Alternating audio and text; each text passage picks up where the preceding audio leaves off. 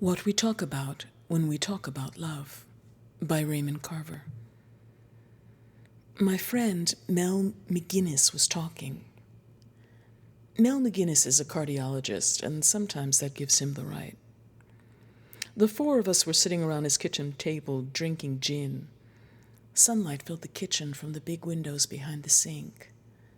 There were Mel and me and his second wife, Teresa. Terry, we called her.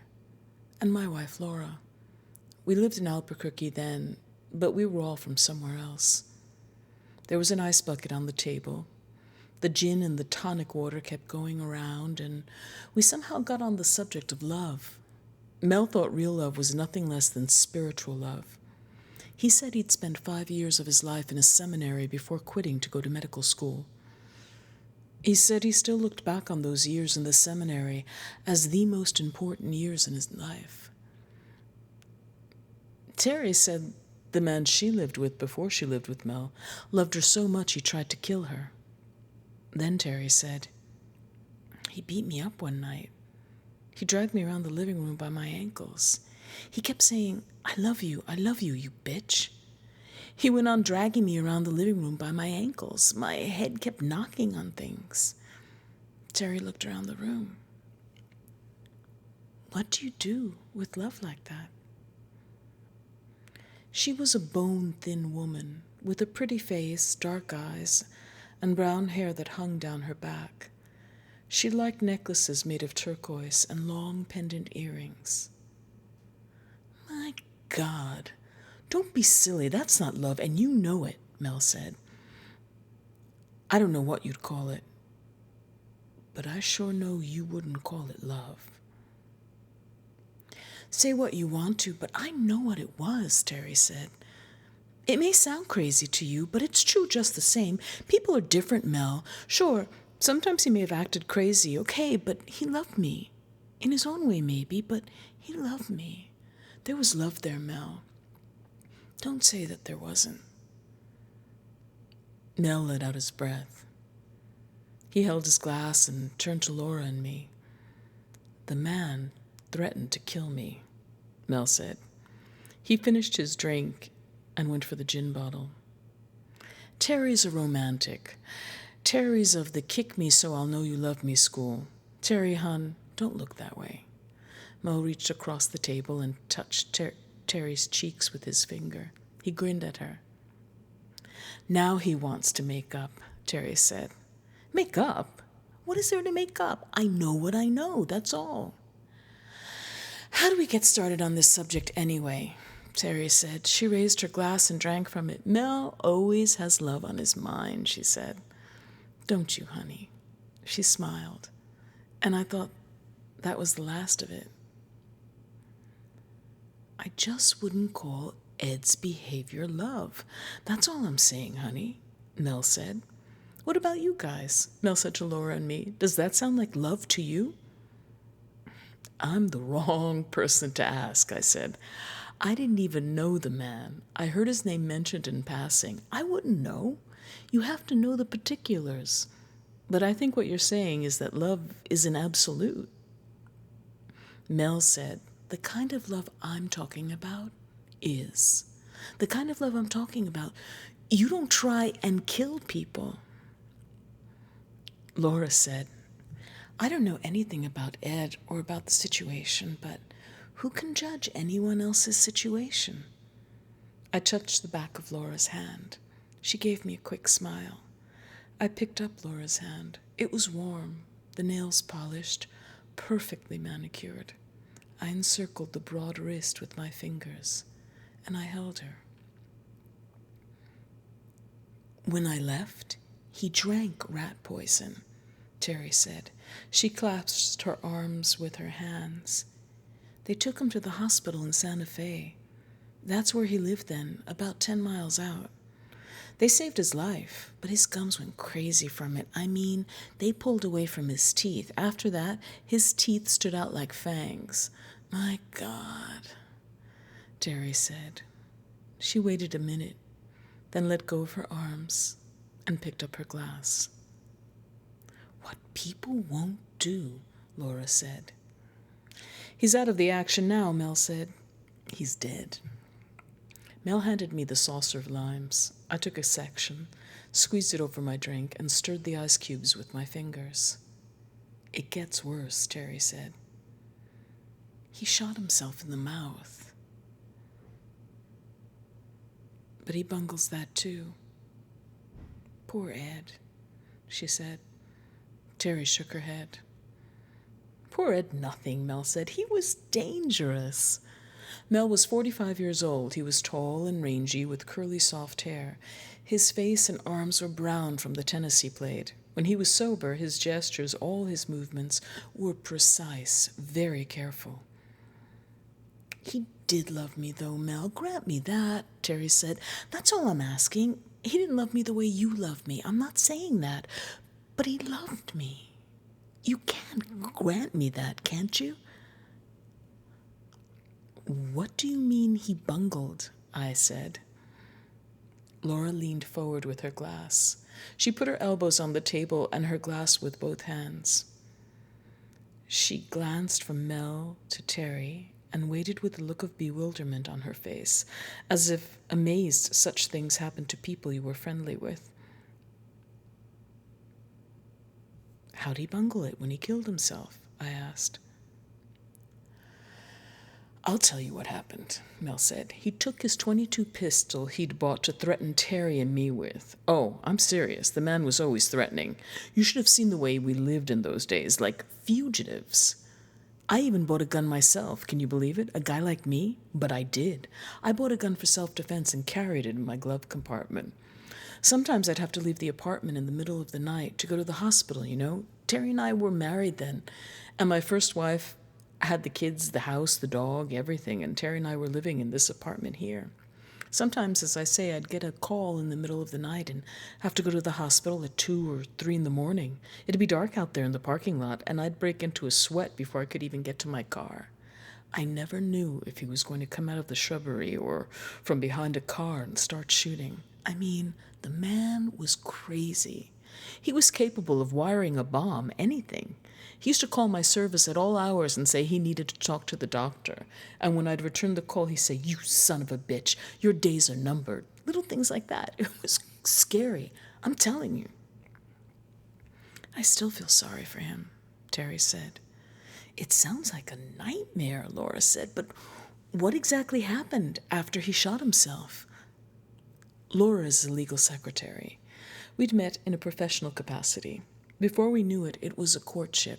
She's 35, 3 years younger than I am. In addition to being in love, we like each other and enjoy each other's company.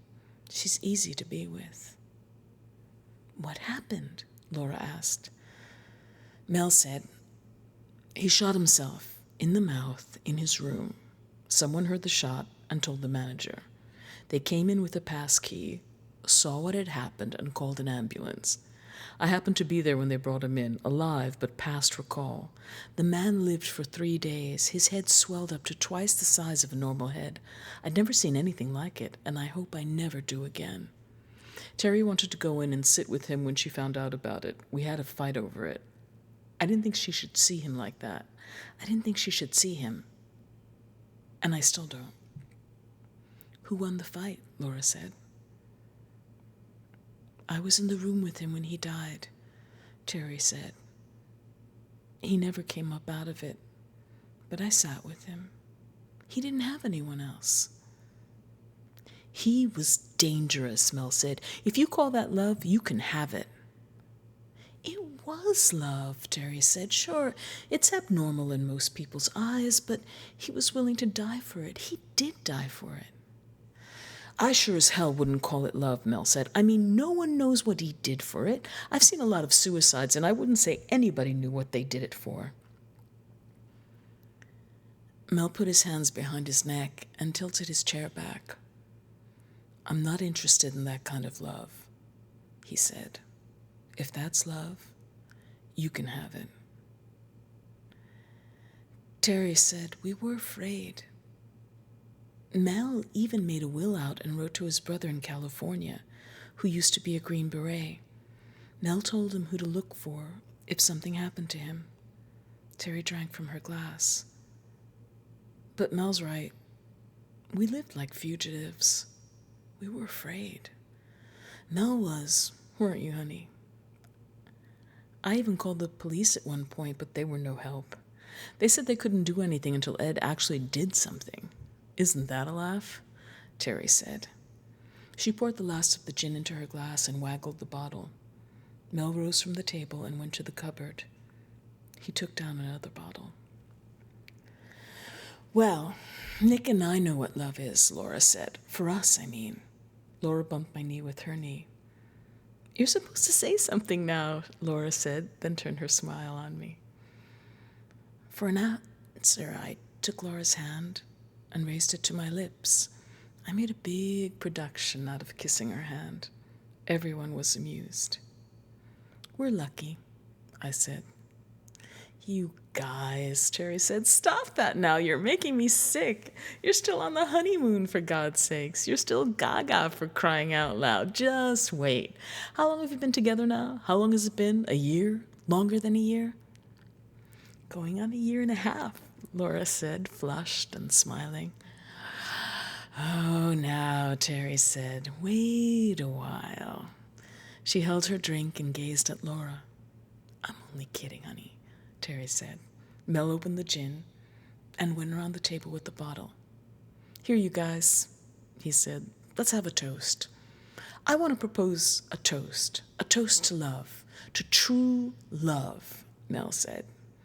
Outside in the backyard, one of the dogs began to bark.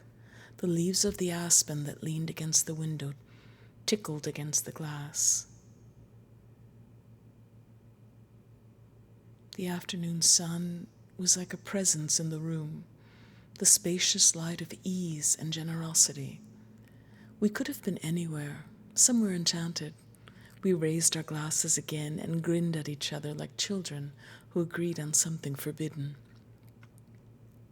I'll tell you what real love is, Mel said. I mean, I'll give you a good example, and then you can draw your own conclusions. He poured more gin into his glass. He added an ice cube and a sliver of lime. We waited and sipped our drinks. Laura and I touched knees again. I put a hand on her warm thigh and left it there. What do any of us really know about love? Mel said. It seems to me we're just beginners at love. We say we love each other, and we do. I don't doubt it. I love Terry, and Terry loves me, and you guys love each other.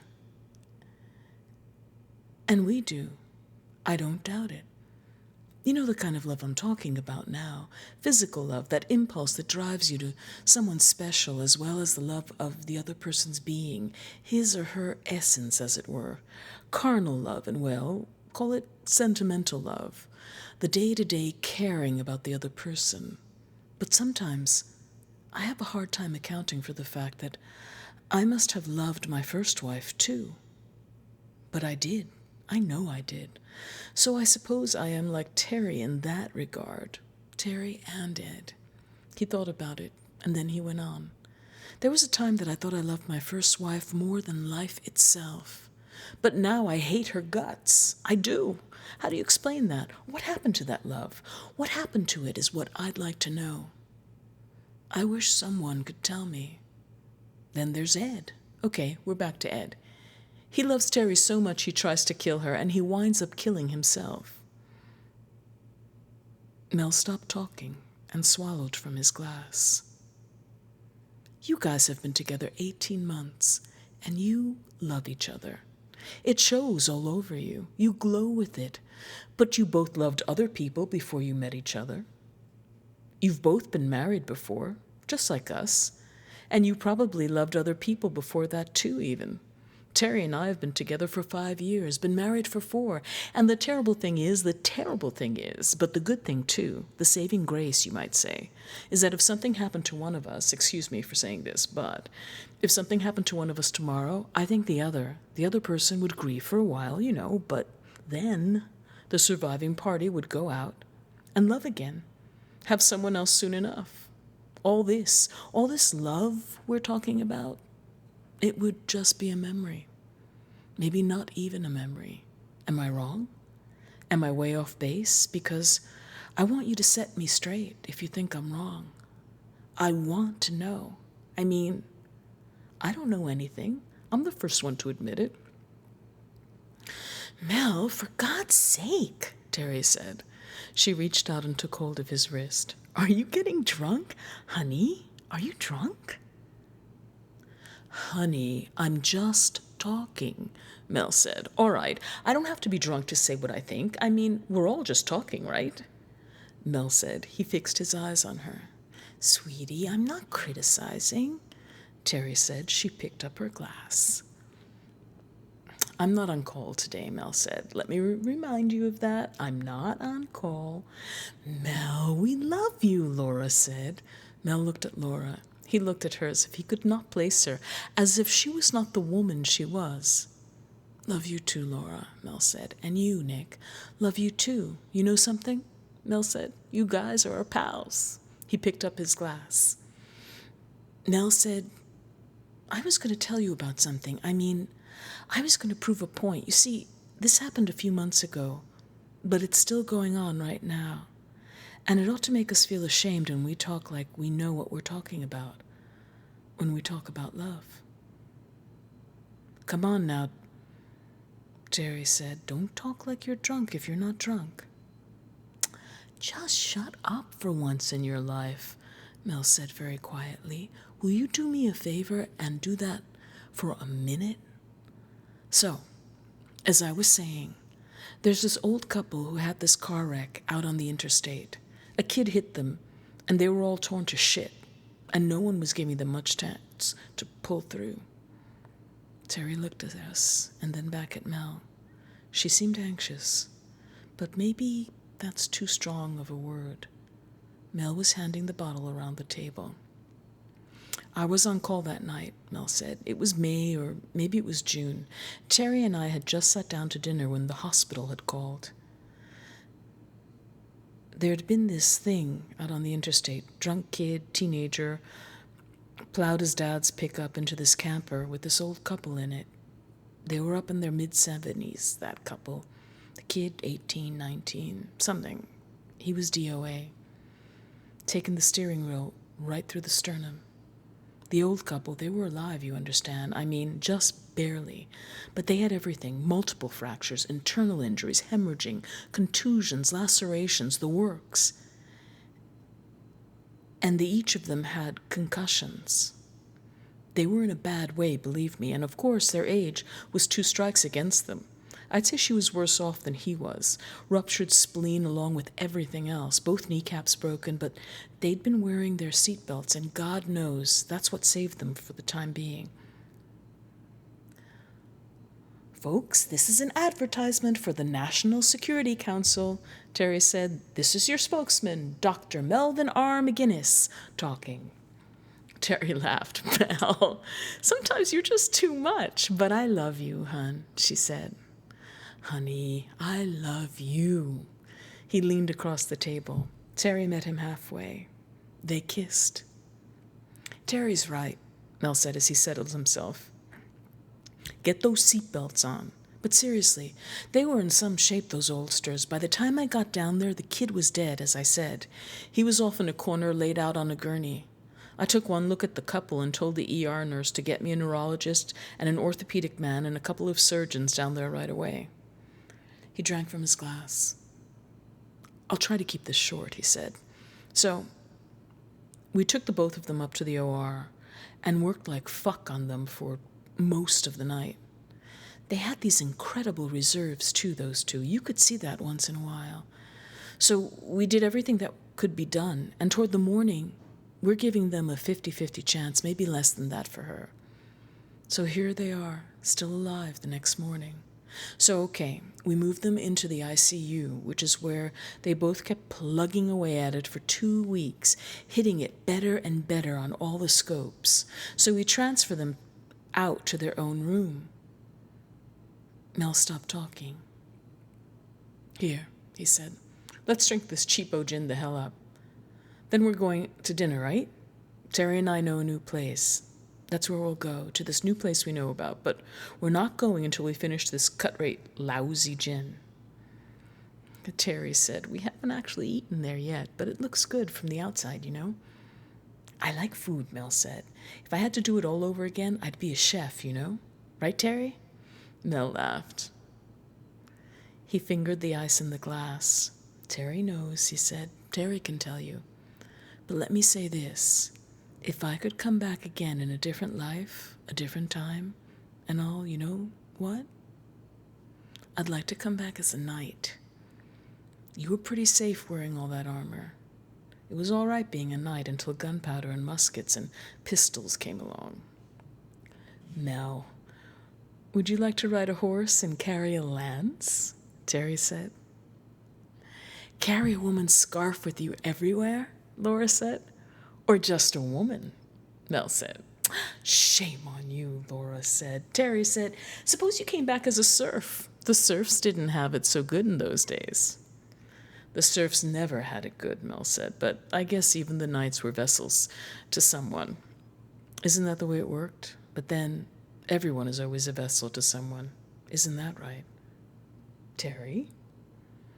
But what I liked about knights, besides their ladies, was that they had that suit of armor, you know? And they couldn't get hurt very easy. No cars in those days, you know? No drunk teenagers to tear into your ass. Vassals, Terry said. What? Mel said. Vassals, Terry said. They were called vassals, not vessels. Vassals, vessels, Mel said. What the fuck's the difference? You know what I meant anyway. All right, Mel said. So, I'm not educated. I learned my stuff. I'm a heart surgeon, sure, but I'm just a mechanic. I go in and I fuck around and I fix things. Shit, Mel said. Modesty doesn't become you, Terry said. He's just a humble sawbones, I said, but sometimes they suffocated in all that armor, Mel. They'd even have heart attacks if it got too hot. And they were too tired and worn out. I read somewhere that they'd fall off their horses and not be able to get back up because they were too tired to stand with all that armor on them. They got trampled by their own horses sometimes. That's terrible, Mel said. That's a terrible thing, Nikki. I guess they just lay there and wait until somebody came along and made a shish kebab out of them. Some other vessel, Terry said. That's right, Mel said. Some vassal would come along and spear the bastard in the name of love, or whatever the fuck it was they fought over in those days. Same things we fight over these days, Terry said. Laura said, nothing's changed. The color was still high in Laura's cheeks. Her eyes were bright. She brought her glass to her lips. Mel poured himself another drink. He looked at the label closely, as if studying a long row of numbers. Then he slowly put the bottle down on the table and reached for the tonic water. What about the old couple, Laura said. You didn't finish the story you started. Laura was having a hard time lighting her cigarette. Her matches kept going out. The sunshine inside the room was different now, changing, getting thinner. But the leaves outside the window were still shimmering, and I stared at the pattern they made on the panes and on the Formica counter. They weren't the same patterns, of course. What about the old couple? I said. Older but wiser, Terry said. Mel stared at her. Terry said, go on with your story, hun. I was only kidding. Then what happened? Terry, sometimes, Mel said. Please, Mel, Terry said. Don't always be so serious, sweetie. Can't you take a joke? Where's the joke? Mel said. He held his glass and gazed steadily at his wife. What happened? Laura said. Mel fastened his eyes on Laura.